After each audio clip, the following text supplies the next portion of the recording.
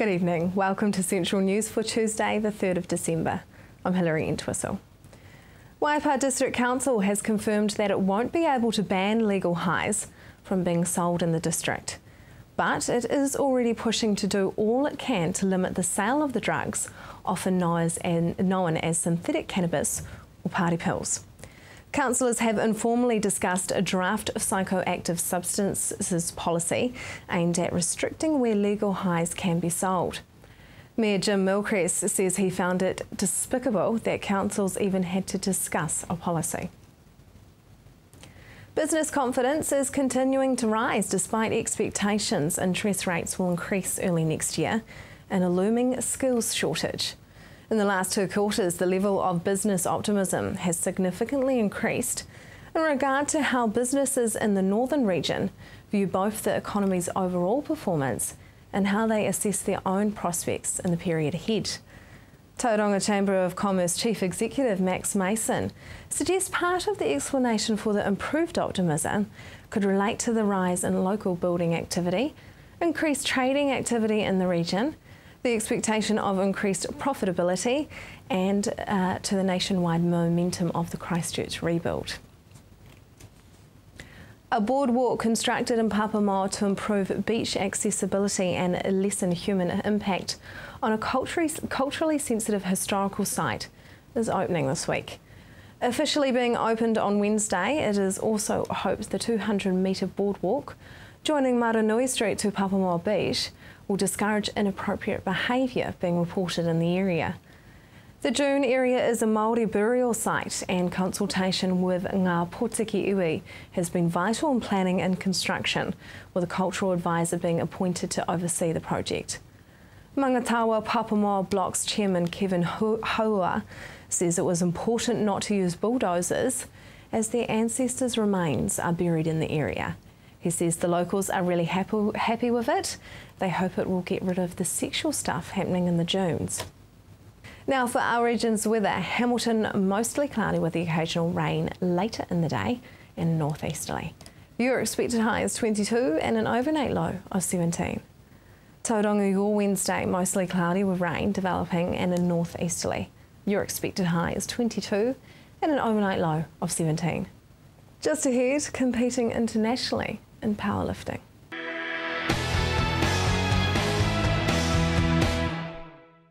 Welcome to Central News on TV Central.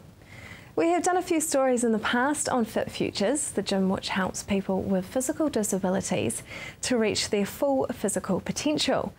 One member of Fit Futures, Stacey Lomax, is impressing fitness communities with his powerlifting success. Stacey is currently preparing for inclusion in an international powerlifting competition in 2014. Harriet went to find out more. So how did you first get involved with sports? I got involved in sports since I was a little boy. I've been a very active boy. From the age of 13, when I first entered into my independence games, and that was in 2003. What happened was I got introduced to Parafed Wellington and I was a member of them, you see, and I took out a couple of events, which was the race, or the wheelchair racing and basketball. So first place in the 100 metre, first place again for the 200 metre, and earned third in the 400 metre race. And Team Wellington won the overall trophy. So since then, like I said, I have been a pretty active boy, young man, and in sports, and I loved it. Love playing. But my passion was basketball. I love playing basketball every day. But it's been good. It's been good since. And how did you then get into powerlifting? I was introduced to powerlifting in the year 2007. At the end of the year 2007, at a Christmas party that Sports Waikato had held, and a friend of mine who was also a former Paralympian, he got me into the sport of powerlifting because he saw a potential in me being, so strong and having a masculine, you know, physique, or however you want to put it, you know. And he says, "What did you want to give? Oh, do you want to give powerlifting a go?" And I says to him, "Yeah, sweet, you know, I'll give it a go." And from then onwards, I gave it a go, and until this day. And what is your current personal best? Well, my current personal best is at this moment 152.5. My method is 2.5 every month, 2.5 or even a 0.5 every month. Reason why is just to become used to the weight at that time as you're lifting. So for example, I'm lifting the weight that I am lifting at this moment, and what I do is I go up at the end of the month, and that will increase the weight. And once you finish at that time, at that month, then you come back, and the weight that you have previously lifted would be nothing, you know, it would be light. So yeah, it's been a bit of a challenge, but also a well worth challenge. And yeah. And how did you go at your first Paralympic Games? I went pretty good, actually. My first Paralympic Games was held in 2009, where I had entered into my first powerlifting comp, and I came away with a personal best of 95 for my weight division. I was really light then.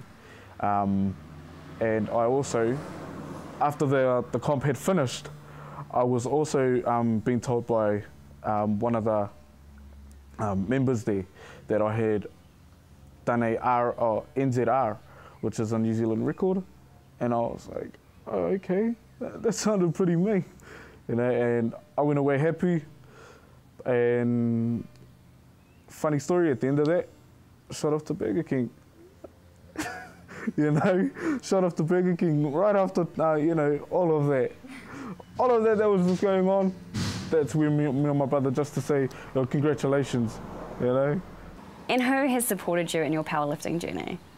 The man who introduced me to the sport first, in powerlifting. I give big credit to him, and I also give credit to my former coach, who coached me for my first Paralympic Games, towards it also, and my uncle, who is now my present coach, and family, friends, all around New Zealand. And I couldn't be more grateful, you know, humbled, and yeah. What are some of the biggest challenges that you face with powerlifting? Me personally, being nervous in competitions, you know, leading up to competitions. Training, for instance, you know, I'm unable to use the machines that that will help me develop my bench pressing. You know, say for example the back machine, and other things like getting to competitions, where it would be overseas or anywhere else around New Zealand. If it's close, then sweet. But if there's multiple questions, you know, answers, sorry, based on that. So those are the three main that I'm having troubles that I'm having at this moment. So yeah. For more information on Stacey and his progress, or to get involved with Fit Futures Gym, email Dave at fitfutures1, that is the number 1, @gmail.com. Just ahead, another success story, but in music.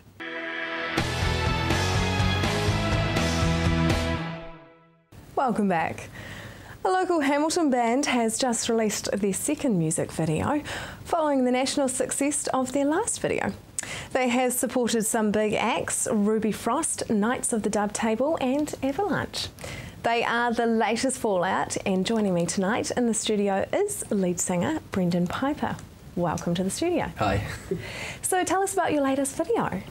Yeah, our latest videos been edited and produced by Indie Films and stuff. They're awesome. They've helped us so much with this one. It was crazy. There was so much involved. You know, there was 2 full days, 14-hour days, I think. The first day was a performance shoot, and yeah, I had laryngitis really bad at that time, so to have to sing for 14 hours on end just wasn't possible. So I tried to make it as believable as possible, but I did sing for most of the shots. So it's all lip synced. Some parts are, because it was very hard, but you know, I'm fine to admit that, because it's just, you know, you can only do what's humanly possible, and with laryngitis I had doctors telling me and vocal coaches saying, don't you sing. So we'll let you off then. It was really rough, but you know, I do all I can to make it as believable as possible, you know. But yeah, the second day was where the extras in from Stellar Management. Julie Nolan was awesome in providing those for us. And yeah, that was so cool. You know, some of them were known, you know, some of them were fans that turned up as well. So that was incredible to see them, you know, all in makeup, ready to go. And it was a lot of running. It was so much running. It was hours and hours on end of running and doing the same things over and over again. So laryngitis were running and singing. Yeah. Good work. Yeah, so it was a lot of pain and a lot of sweat and tears, but it was so worth it to see the final thing, that we've actually got our first high production music video that's just going to all the major TV shows, and with the hopes they play it. Is it as glamorous as it looks on e-television and those kind of things, making a music video? Nah, I don't think it ever will be. With making music videos and anything with this world of media, you know, it's weird, because anything that's put into media looks so much better. And and the reality of real life is a lot different, but yeah, it's cool though. Because you are in the progress of recording a full album, and you all reside in the Waikato, but you're actually recording the album in New Plymouth. I mean, how does that work? Yeah, it does, surprisingly. But yeah, we're all sort of from different places. You know, I was born in Hamilton and sort of grew up in Hamilton. I've been living here for quite a long time now with my dad, working on the farm. And our guitarist Jared, he lives in Rotorua, so there's a lot of, you know, communicating from long ways and stuff. And our recording producer guy, Sam Askew, he did go to Tech with us, because we were studying at Tech as well, studying music. And yeah, he did briefly study in our class, and then he ended up moving to Auckland to study at Mains, and then after that went back to New Plymouth. We have to travel as much as we can to get the album finished, so yeah. Because you're doing 11 songs, is that quite a lot for a first album? It is. There's actually more than 11 now, but some of them are kind of surprises, and yeah, there's hidden and bonus sort of songs, so don't want to give it too much away, but yeah, it's kind of 13 songs. So it's quite a lot, but it's cool, because we're showing so many different sides of us, you know, Now, I'm going to have to read this. How would you describe the alternative pop punk? What is that? Yeah, what that is to me is, I'm really proud of that, because I don't like boxes or labels, so it's been really hard to try and label what we do, and that we've come to that is cool, because we can actually name it and say what it is. But what it is, you know, the classic punk that was, you know, a few years ago was at its purest form, and then over the years it's kind of crossed to what's mainstream more, what can stand the test of time kind of thing. So merging, you know, sort of the mainstream sound with it, that gives it that pop punk. But what makes us different from, you know, sort of other pop punk bands that are out there is because we have such an alternative side to us, and it's even hard for me to understand. I love it and I'm proud of it, because I know what alternative bands mean to me, but I don't know how we fit into that. But people say that we do, so that's something that I'm proud of, because alternative music to me is bands I love, like Muse, Linkin Park, and it's kind of a roundabout way of conforming to mainstream without actually doing it blatantly, you know, your messages and your writing in the songs and just the overall sound of the music isn't trying to conform to mainstream, but in a roundabout way it ends up doing that. So it's a really interesting process, but yeah, it's kind of like a sneaky way to try and get mainstream play while not being like sliced straight into that pop world. So it's cool. I reckon it's awesome. What inspires the songs of the latest Fallout? It is probably the most interesting and craziest mental collaboration of my life that I've ever been a part of, because it's just, I honestly don't still know how it happens. It's so weird.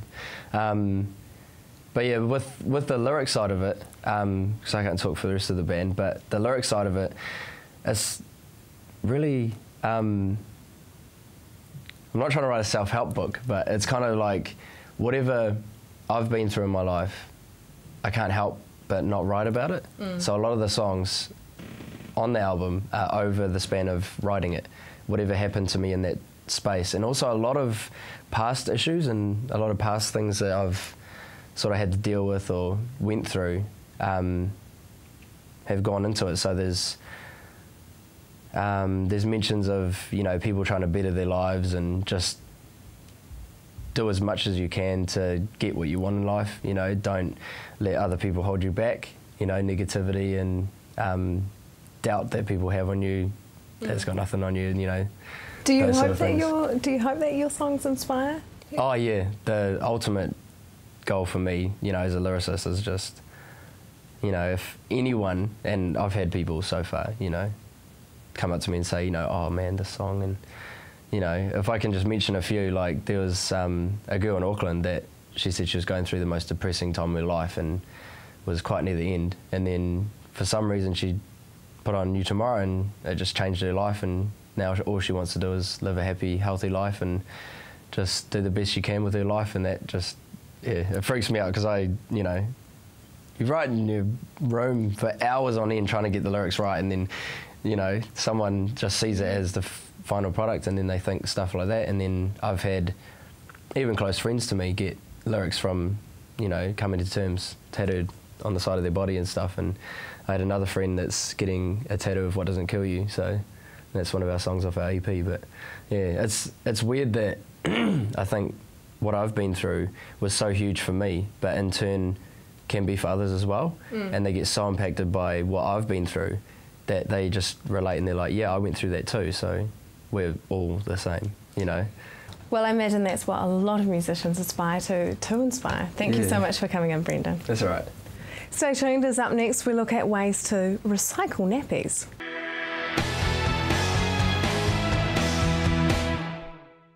If you have just joined us, welcome to Central News. A Hamilton couple have recently purchased a cloth nappy delivery service aiming to help families in the Waikato whilst also helping the environment. Harriet caught up with Leanne Pearce to find out how their service is being received by the Hamilton community. So what is causing this comeback of cloth nappies? I think people are becoming more aware of the environment, and they are realising that cloth nappies aren't how they used to be years ago. They're much more easy to use these days. And what are some reservations that parents may have when it comes to using these nappies? I think they may think that they're big, bulky things like were used years ago, which they're not. They're much better quality. They're 100% cotton, and they probably think that they're not going to be as absorbent, but they are. They're really, really good. Tell us what happens in your initial consultation with parents who may have never used a cloth nappy before. I make an appointment and go and visit them, meet their baby if they already have a baby.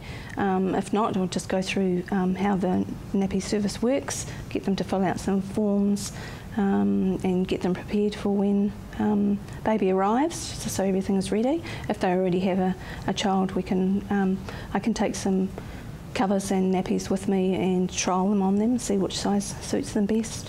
So how does your service work? We supply all the nappies and the covers and the liners that are required for a week. It's all set up, so they just basically can just use them straight away when the baby has been to the toilet, they just, if it's solids, they just put the liner with the solids in the toilet. They're totally flushable. They're safe for septic tanks. They just put the nappy in the bin after that. We can do a twice weekly pick-up if they prefer, rather than once a week. And yeah, we just come and pick them up after that week or twice a week and take them home and launder them to over 65 degrees so that they're sterile, and at the same time we drop off the next lot for them. And how did you become the owner of the service? I went looking on Trade Me because I wasn't happy in the job that I was doing. I wanted to look for a small business and one that I could do from home because it really appealed to me. And I saw this listed on Trade Me and I thought that would just be perfect. What kind of environmental impact do you hope that your service will have? I hope it has minimal impact in a bad way. Hopefully it's all going to be good.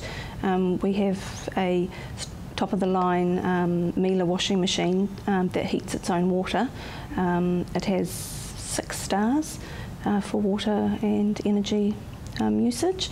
And we also have a dryer that is a heat pump dryer, which also has minimal impact on the environment. We have a septic tank system that has fields for the dispensing of the water, so nothing's going into the wastewater ways. What do you think are the biggest benefits of using cloth nappies? I think that they're reusable, they're really absorbent. They're not something that's just going to get used once and thrown into the bin. Disposables just take up so much room in your rubbish bin and in landfills. They take so many years to break down. With cloth nappies you can just reuse them over and over again. I've heard of people that have used them for many of their children, you know, 2 to 3 of their children. We also use environmentally friendly laundry powders and pre-soak, which also help to keep the environmental impact down. And what areas do you service? We do all of Hamilton, around the Waikato, from Morrinsville to Matamata, up to Tikawata, over to Ragland, Prongia, all those sort of areas around the Waikato. So show us how these nappies work. This is one of our regular size nappies. There's 2 different folds, one for the girls, one for the boys. That's a girl fold. The boys are just slightly different, just so there's more absorbency in the front. They have liners on them, which just go over like that. The liners that we use are bamboo and go in the septic tank fine and totally flushable. They sit in the nappy like that, and the front just comes up and are fastened at the front with the Velcro. And there's little gussets on the side to help to keep any leakages in there. And how does the price compare with your nappies compared to disposable nappies? We think it compares really well. It's $40 a week for the regular service, and that's probably as much as what you'd spend on disposables for a week. But with our service, you've got the advantages of using cloth nappies, but not having to worry about the cleaning of them. It's all done for you and delivered to your door. And how can viewers find out more about your service? We have a website, which is www.nappyline.co.nz, or we have a Facebook page as well. Or you can email us on nappyline@gmail.com. For more information on the Nappyline service, visit nappyline.vpweb.co.nz. That is the program for today. Email us or like us on Facebook and let us know if you have any of your own news you would like us to cover. Thanks for joining us. Harriet will be here tomorrow night with more guests from in and around the regions. I'm Hilary Entwistle. Have a lovely evening.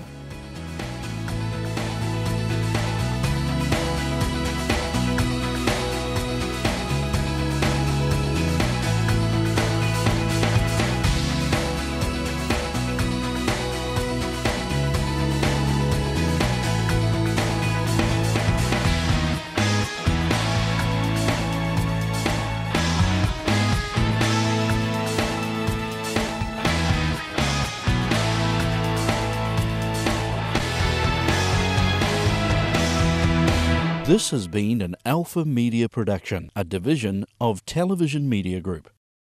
Supporting local content so you can see more of New Zealand on air.